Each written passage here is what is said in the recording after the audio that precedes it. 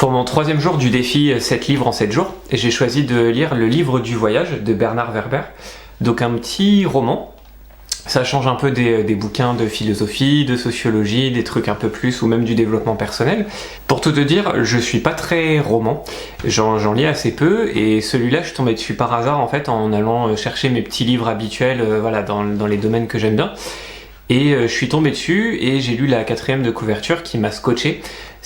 Pourtant c'est écrit très simplement, il n'y a rien d'exceptionnel, mais c'est un roman qui s'adresse à toi en fait directement, comme si ce petit objet là c'était une personne qui te parlait, qui te tutoie et qui te propose de faire un voyage avec lui.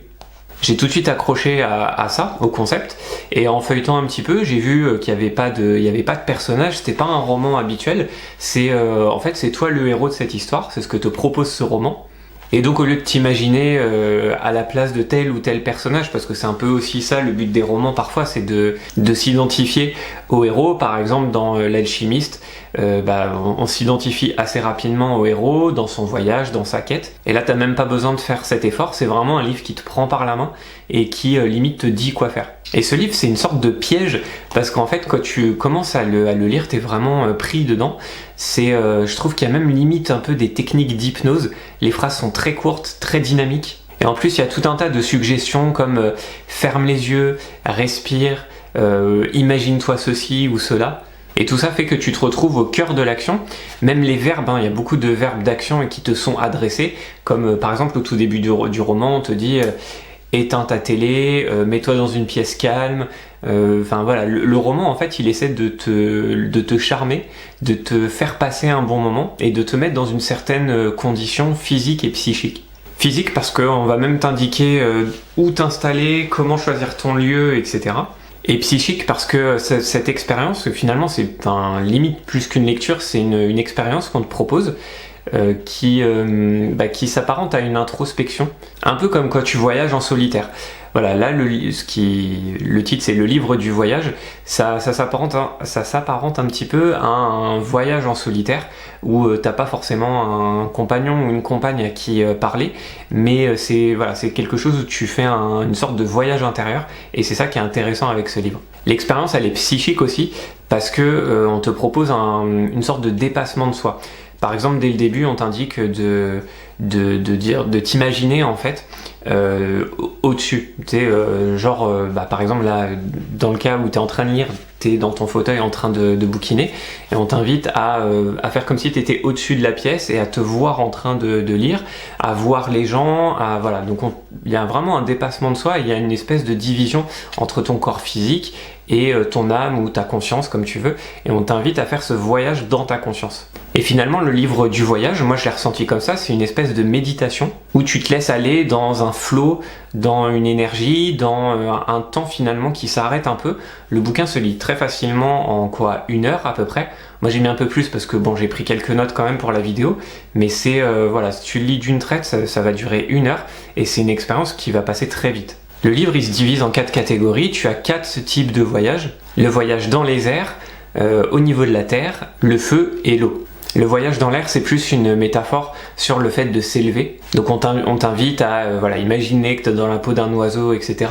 Je sais, dit comme ça, c'est un peu bizarre, ça fait un peu genre « Waouh, il a pris de la drogue, qu'est-ce qui se passe ?»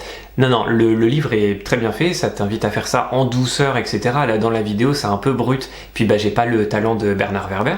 Donc voilà, c'est très bien fait, très doucement. Et justement, en parlant de drogue, il y a un parallèle qui est fait aussi entre les différentes façons de planer. C'est aussi une métaphore de ça. Donc avec les médicaments, les drogues, ou même des choses peut-être plus virtuelles. Et là, dans le roman, dans ce chapitre-là, on a toute une ode au livre qui nous permet aussi de planer d'une autre façon, plus naturelle et plus saine. Sans oublier que notre esprit, lui seul, même sans l'aide d'un livre, peut planer. Le chapitre sur la Terre, c'est plutôt une métaphore sur la sécurité, sur le fait de se sentir en fait en sécurité. Et il y a même on t'invite donc à imaginer des lieux où tu puisses te sentir en sécurité et tout ça. Mais c'est même basé sur une technique d'ancrage qui est une technique très utilisée dans le développement personnel et dans la PNL. Donc on passe du début, là on est dans les airs, on sort un peu de soi, à tout de suite on passe un peu à l'opposé entre guillemets, c'est-à-dire vraiment le côté terre, le côté je me sens en sécurité. Et c'est aussi un peu le but du roman, c'est de nous bousculer, toujours en douceur, mais de nous bousculer entre les différents sentiments qu'on peut avoir. Ensuite, la partie sur le feu, là c'est plus l'idée d'affronter ses peurs. Donc il y a plusieurs peurs qui sont listées. Pareil, quand je dis listé, ça fait un peu bouquin manuel, c'est pas du tout ça. Et dans cette partie, il y a une petite pépite qui s'appelle Lutte contre le système. J'ai hésité à te le faire en animation avec mon logiciel Videoscribe, parce que c'est très imagé et tout ça, ou à te le lire même. Mais je trouve que ce petit passage, il est bien situé, c'est-à-dire que toute la lecture que tu as avant, quand tu tombes vraiment sur ce passage-là, t'es dans le bon mode psychologique, alors que là je t'en parle, si je t'en parle là dans la vidéo, je te le lis, peut-être que juste avant t'as regardé une vidéo de chat, et du coup t'es pas du tout dans cet état d'esprit. Et en plus ce serait réducteur, parce que le style est vraiment intéressant. En fait on a un espèce de parallèle dans cette lutte contre le système, qui est donc quelque chose a priori peut-être d'un peu sociologique, un peu politique, mais là c'est amené de façon plus poétique et avec un point de vue un peu différent de ce qu'on peut lire justement dans les types de livres que je viens d'évoquer. Et donc je te spoile pas, je préfère te laisser découvrir ça. Mais pour moi c'est vraiment la pépite du livre, c'est ça. Et la dernière partie c'est l'eau. Là c'est plus un voyage dans le temps et dans l'espace. Donc là on perd un petit peu nos repères, autant dans les 3 premières parties on savait où on était, c'était assez facile d'identifier le truc. Voilà, on est dans les airs, on élève notre conscience, etc. Après on est très dans la sécurité au niveau de la terre. Après le feu, on est en train d'affronter nos peurs, d'affronter tout un tas de choses. Là dans l'eau c'est plus subtil et l'auteur nous balance un peu sur pas mal de choses, à la fois dans le temps et dans l'espace. Et là on est au cœur même de ce côté livre-expérience, donc c'est un petit peu dur à décrire, mais pareil, ça je pense que quand tu vas le lire, tu vas aimer. Il faut juste se laisser porter sur cette partie-là et qui va t'amener vers la fin du roman. Pareil pour la conclusion, je vais pas te spoiler non plus, il en parle un petit peu dans la conclusion, mais de toute façon il en parle déjà avant, c'est pas un spoil, c'est sur le fait que les livres ont un pouvoir extraordinaire. Ce petit livre te permet de voyager et puis de te faire réfléchir. Il a aussi le pouvoir de t'avoir, peut-être, en tout cas moi c'était le cas, pouvoir de te faire des actions, etc. Donc le pouvoir de te changer. Et finalement, alors j'ai pas attendu ce livre-là pour le savoir, mais vraiment un livre ça peut changer une vie, ça peut changer des idées, mais bon c'est quand même les idées et notre mental qui nous poussent à agir ou à pas agir.